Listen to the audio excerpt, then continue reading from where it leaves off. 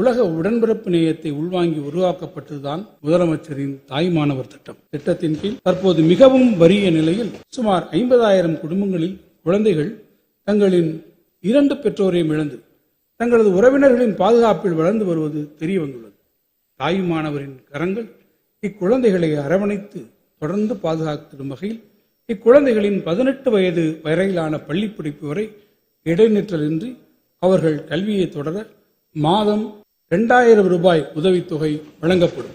பள்ளி படிப்பு முடிந்தவுடன் கல்லூரி கல்வி மற்றும் உரிய திறன் மேம்பாட்டு பயிற்சிகளும் அவர்களுக்கு வழங்கிட உரிய நடவடிக்கைகள் மேற்கொள்ளப்படும். மருத்துவ நலன் மற்றும் பொருளாதார சார்பு உள்ளிட்ட பல்வேறு சவால்களை எதிர்கொள்ள நேரிடும் மூத்த குடிமக்களின் முழுமையான பராமரிப்பிற்கென மதுரை, கோயம்புத்தூர், திருச்சி, சேலம், திருப்பூர், ஈரோடு, தூத்துக்குடி, வேலூர், தஞ்சாவூர் மற்றும் திண்டுக்கல் உள்ளிட்ட மாநகராட்சிகளில் 10 கோடி ரூபாய் நிதி ஒதுக்கீட்டில் 25 அன்புச்சோலை மையங்கள் அமைக்கப்படும்.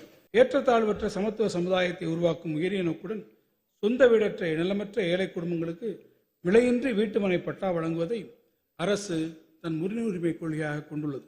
இதுவரை 10 லட்சத்திற்கும் மேற்பட்ட வீட்டுமனை பட்டாக்கள் மாநிலம் முழுவதும் பல்வேறு பிரிவினருக்கு வழங்கப்பட்டுள்ள நிலையில் மேலும் 5 லட்சம் பட்டாக்கள் இந்த ஆண்டு வழங்கப்படும்.